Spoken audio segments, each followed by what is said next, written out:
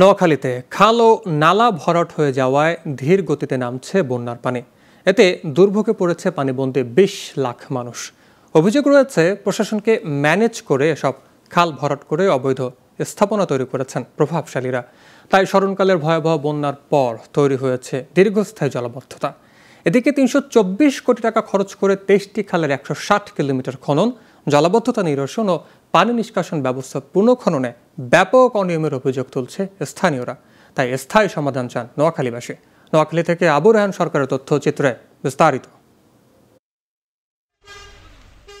নোয়াখালী জেলায় রয়েছে ২৩টি খাল, কিন্তু অধিকাংশ খালই বিভিন্ন কৌশলে দখল করে গড়ে উঠেছে স্থাপনা।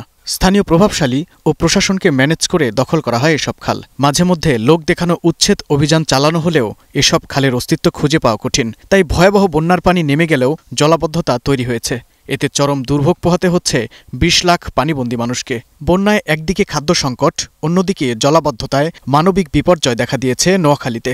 দ্রুত খাল খনন করে পানি নিষ্কাশনের দাবি স্থানীয়দের। ৮০ ফুটের খালে ২৫ ফুট আছে ব্রিজ, পানি নামার কোনো ব্যবস্থা নেই।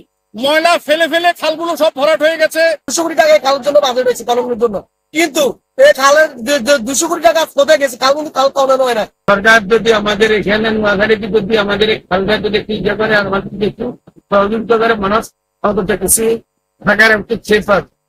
বিএনপি নেতারা অভিযোগ করেন, খাল খননের নামে লুটপাট করা হয়েছে। এসব খাল নালা ভরাট ও দখল হওয়ায় ভয়াবহ বন্যার পানি নামছে না। তাই দুর্ভোগ কমানোর তাগিদ দেন তারা। যেখানে বিশেষ করে পানি উন্নয়ন বোর্ড এবং অন্যান্য সংস্থাগুলো যারা পানি নিষ্কাশনের জন্য কাজ করছে, টাকা ব্যয় করছে, কিন্তু জনগণের কোনো কাজ আসেনি। সেই টাকা নিষ্কাশনের জন্য খরচ করা নেই, সেই টাকা লুটপাটের জন্য খরচ করা হয়েছে।